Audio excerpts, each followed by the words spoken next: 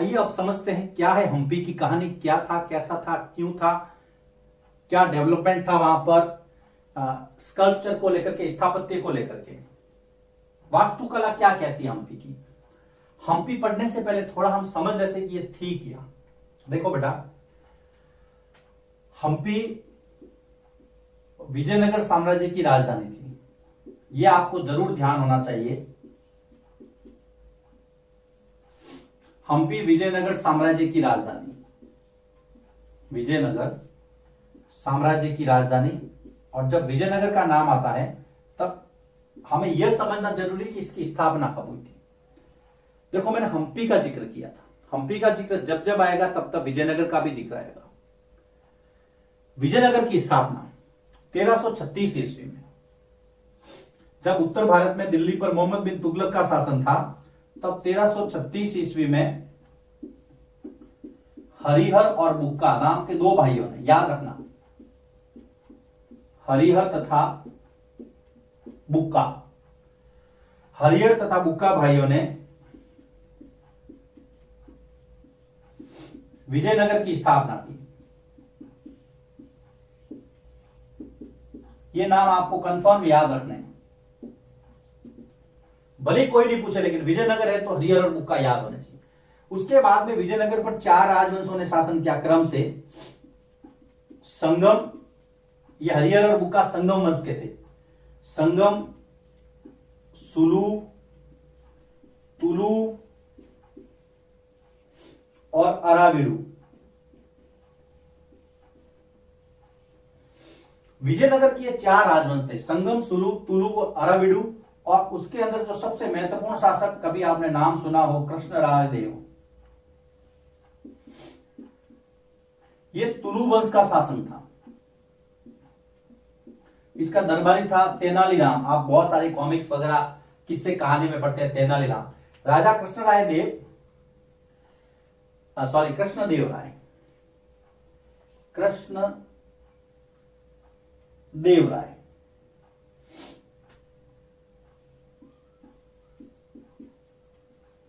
राजा कृष्णदेव राय, राजा कृष्णदेव राय विजयनगर के सबसे महान शासकों में नाम आता है इनका। हम्पी विजयनगर की राजधानी, वर्तमान कर्नाटक, ये आप ध्यान रखना, वर्तमान कर्नाटक। मैप में स्थिति स्पष्ट हो गई आपके, जब हमने इसको स्टार्ट किया था वहां पे मैप डिस्प्ले हो रहा था। हम्पी विजयनगर साम्राज्य की राजधानी, हरिहर और बुक्का ने स्थापना की। 4 राजवंश, संगम, सुलु, तुलु, अराविडु, सबसे प्रतापी शासक राजा कृष्णदेव राय, तुलु वंश के। कृष्णा और तुंगभद्रा नदियों की घाटी के बीच में होने के कारण ये उपजाऊ भी था और सुरक्षित भी था। कृष्णा व तुंगभद्रा की घाटियों के बीच, ये दोनों नदियां हैं, के मध्य स्थित। तो कृष्णा नदी और तुंगभद्रा नदी, दो नदियां, जहां पे इतनी अच्छी नदियां बहती हो, वो उपजाऊ क्यों नहीं होगा। तो इंपॉर्टेंट जो चीजें थी मैंने आपको बता दी। अब हम आते हैं इसकी वास्तुकला पर। इसकी वास्तुकला का वर्णन करने वाला जो विदेशी यात्री था, जैसे हमने वहां पर बैप्टिस्ट टेवर्नियर को पढ़ा था काबुल के संदर्भ में, यहां पर इसको पढ़ना जरूरी है, सिलेबस में भी दिया है। पुर्तगाली यात्री डोमिंगो पेज या डोमिंगो पायस,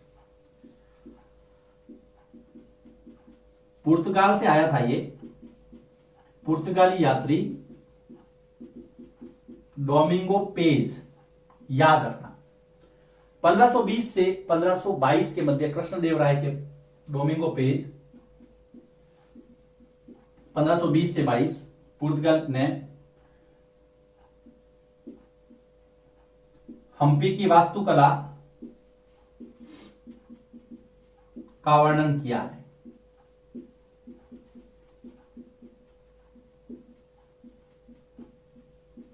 याद रखना, हम्पी की वास्तुकला का वर्णन किया है डोमिंगो पेज ने, या डोमिंगो पायस भी बोलते हैं इसको कहीं कहीं। यह राजा कृष्णदेव राय के समय आया था, राजा कृष्णदेव राय के समय।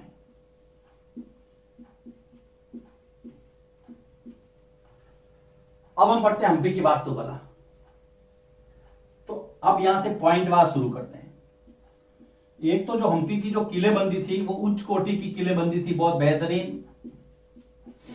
शहर के चारों ओर किलेबंदी की गई थी, परकोटा था, दुश्मन आ नहीं सकता था, बहुत उच्च कोटि की थी। और इसकी विशेषता क्या थी कि पत्थरों को इसमें जोड़ने के लिए कहीं भी गारे, चूने और अन्य मसालों का उपयोग नहीं किया गया था। देखो बहुत अच्छी विशेषता थी। क्या थी? पत्थरों को जोड़ने के लिए कहीं भी चूने, उस समय चूना ही होता था, सीमेंट तो होता नहीं था, चूने, गारे या अन्य मसालों का उपयोग नहीं किया गया था। तो फिर क्या किया गया था भाई? किला कैसे बनाया गया था? देखो किला ऐसे बनाया गया था, अगर मान लीजिए एक पत्थर का आकार ऐसे काटा है तो दूसरे पत्थर का आकार ऐसे काटा, इसको आपस में फंसाया गया था। पत्थरों को जोड़ने के लिए कहीं भी मिट्टी, गारे या चूने का उपयोग नहीं था। इसमें पत्थरों को आपस में फंसाकर गूंथा गया था। पत्थरों को आपस में, देखिए कितनी बेहतर कारीगरी थी। आज तो आपके बहुत सारी टेक्निक है, उस समय टेक्निक भी इतनी थी, लेकिन फिर भी देखिए दक्ष लोग थे वो, आपस में फंसाकर गूंथा गया था। हम पढ़ रहे हम्पी की वास्तुकला की विशेषताएं। उसके बाद में जो शाही भवन थे, जो राजा के भवन थे, उसमें मेहराब थे, भव्य बड़े बड़े जो प्रवेश द्वार होते हैं, मेहराब थे और गुंबद थे। शाही महलों में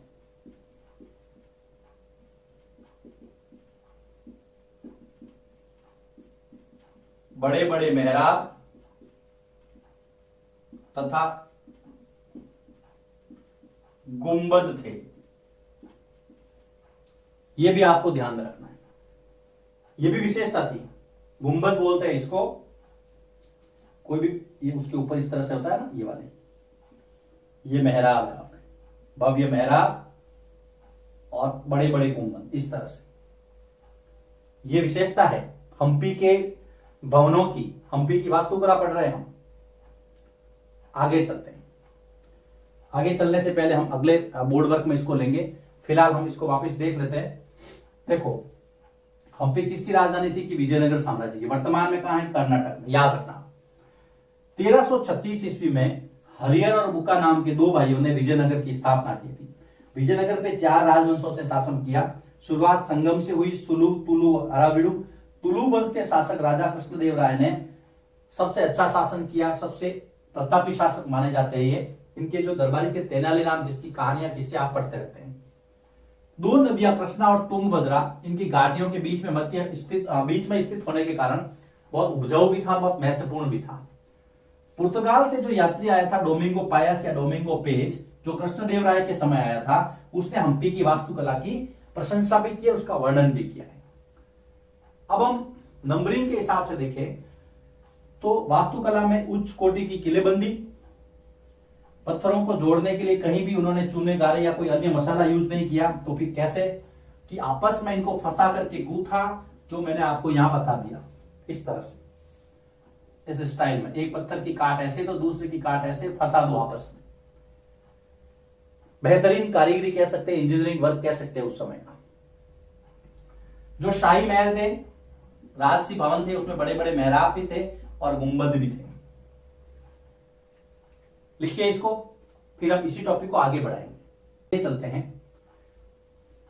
स्तंभों वाले बड़े बड़े कमरे, जिसमें बहुत सारे खंभे लगे हुए थे, स्तंभों वाले विशाल कक्ष, जिसमें मूर्तियां रखने के लिए आले बने हुए थे। हमारे घर में दीवारों पे आले होते हैं, मूर्तियां रखने के लिए आले बने थे। आले होने चाहिए दीवार में। हमारे भी घर में दीवार के अंदर छोटा सा आड़ा रखते हैं कोई भी सामान रखने के लिए। कहते हैं कि दीवार में आड़ा और घर में साड़ा, मतलब ससुराल में साला, बहुत जरूरी है। ठीक है ना, कोई बात नहीं। जो बाग बगीचे थे उसके अंदर भी अलग अलग प्रकार की आकृतियां बनी हुई थी पत्थरों की सजावट के लिए। कैसे कि बाग बगीचे में या बाग बगीचों में एक तो कमल, ध्यान रखना उस समय की स्थापत्यिक विशेषता है, कमल और टोडों की आकृतियों वाली मूर्तियां थी। कमल तथा टोडों की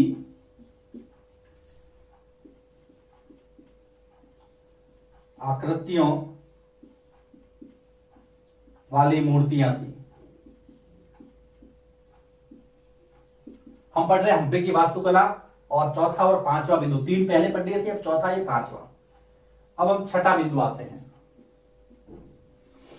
बहुत अच्छा टॉपिक चल रहा है। हम्पी के बाजारों में मुस्लिम सौदागर, जो चेटियार, जो भले हम व्यापारी पढ़े थे, पुर्तगाली व्यापारी, ये सारे भी वहां रहते थे। रहने के लिए उनके लिए भवन बने हुए थे। हम्पी के जो मंदिर है वो सांस्कृतिक गतिविधियों के केंद्र थे, जहां पर देवदासियां नृत्य किया करती थी भगवान विरूपाक्ष शिव के सामने। यह घटना विरूपाक्ष मैं आगे बताऊंगा आपको। सबसे जो इंपॉर्टेंट यहां का जो तथ्य मिला है, साक्ष्य मिला, वो मिला है महानवमी पर महारंगमंच। याद रखना, महारंगमंच।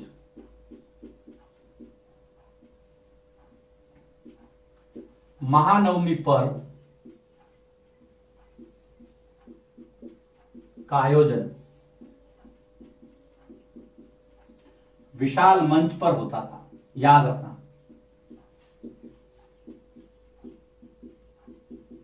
यहां राजा इस मंच पर, बहुत बड़ा मंच मिला है खुदाई में, ध्यान रखना, अवशेष मिला है, स्टेज जिसको आप बोलते हैं, जहां पे हम लोग जैसे स्कूल में कार्यक्रम करते हैं ना स्टेज पर, वैसे वहीं पर महानवमी का पर्व होता था वहां पर। और यहां पर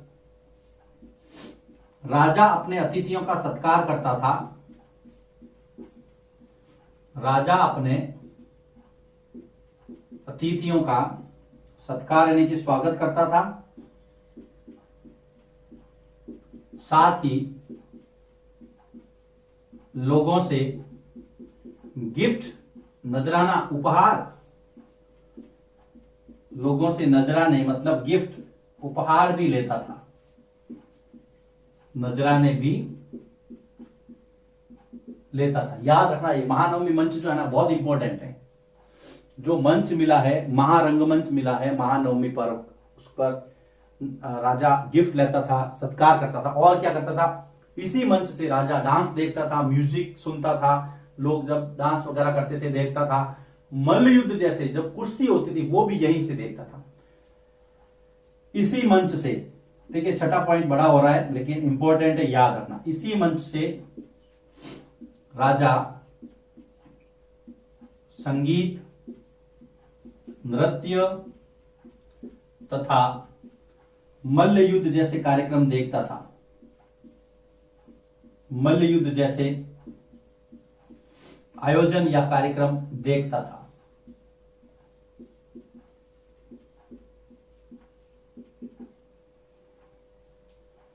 बहुत जरूरी है, याद रखना इसको। इसके अलावा बहुत सारे ऐसे काम भी किए जो जन कल्याण से संबंधित थे, जैसे कि मालदेवी नदी। मालदेवी नदी पर विजयनगर के राजाओं ने 1.37 किलोमीटर लंबा मिट्टी का बांध बनाया। मालदेवी नदी पर 1.37 किलोमीटर लंबा मिट्टी का बांध बनाया। एक तो ध्यान रखना, मिट्टी का बांध बनाया। दूसरा, अनंतराज सागर जलाशय का निर्माण करवाया। अनंतराज सागर जलाशय, ये भी तालाब है, सरोवर है। अनंतराज सागर जलाशय का निर्माण। उसके बाद में राजा कृष्णदेव राय ने एक पाषाण बांध, प्रस्तर बांध का निर्माण, जो पत्थरों से बना हुआ, कृष्णदेव राय ने प्रस्तर बांध, प्रस्तर मतलब पत्थरों से बना हुआ पाषाण बांध, प्रस्तर बांध का निर्माण करवाया, जिससे अब ये सारे ये क्यों हुए देखो, चाहे बांध हो, चाहे तालाब हो, चाहे ये प्रस्तर बांध हो, इन सब का निर्माण क्यों करवाया? नहर, बगीचों के लिए जल की व्यवस्था और सिंचाई व्यवस्था, जिससे नहरों, सिंचाई तथा बगीचों के लिए जल की व्यवस्था हो सके, जल की व्यवस्था हो सके। यह है शांत बिंदु, इनकी स्थापत्य कला। विजयनगर साम्राज्य बहुत बड़ा साम्राज्य था, अच्छा फला फूला, लेकिन बहमनी से इसकी हमेशा टकरार होती रहती थी। 1565 के अंदर, याद रखना, 1565 में विजयनगर और बहमनी के बीच में, विजयनगर तथा बहमनी के मध्य युद्ध हुआ, जिसको आप कहते हैं तालीकोटा या राक्षसी तंगड़ी का युद्ध। याद रखना, तालीकोटा या राक्षसी तंगड़ी का युद्ध हुआ 1565 में, जिसमें विजयनगर की पराजय हुई और विजयनगर का पतन हुआ। इस बहमनी की ओर से पांचों सल्तनत ने भाग लिया था। अहमदनगर, बीजापुर, गोलकुंडा, बरार और बिदर, पांचों ने साथ मिलकर आक्रमण किया था विजयनगर पे। 1565 का ये युद्ध आपको याद रखना, इसको आप राक्षसी तंगड़ी या तालीकोटा का युद्ध कहते हैं। ये चौथा, पांचवा, छठा, सातवां, इसमें महारंगमंच जरूर याद रखें। इसकी जो विशेषताएं थी, क्या क्या प्रोग्राम होते थे, ये दूसरा है मल्लयुद्ध देखते थे, ये सारे आपको लिखने हैं। फिर सिंचाई के लिए क्या क्या निर्माण हुए, मालदेवी नदी पर 1.37 किलोमीटर लंबा बांध, मिट्टी का बांध बनाया गया। अनंतराज सागर बांध का निर्माण किया गया, जलाशय था ये। कृष्णदेव राय ने एक प्रस्तर बांध का निर्माण करवाया। ये सारे क्यों किए? जिससे सिंचाई हो, नहरें निकाली जा सके और बगीचों को पानी मिल सके। सबसे इंपॉर्टेंट 1565 राक्षसी तंगड़ी का युद्ध, विजयनगर का पतन किसके बीच में हुआ था? विजयनगर और बहमनी सल्तनत की पांचों ताकतों के बीच में। परिणाम विजयनगर का पतन, युद्ध तालीकोटा। यहां पर हम्पी टॉपिक पूरा होता है आपके, लिखिए इसको। अगले वीडियो में हम बात करते हैं सूरत शहर नजदीक से एक नजर।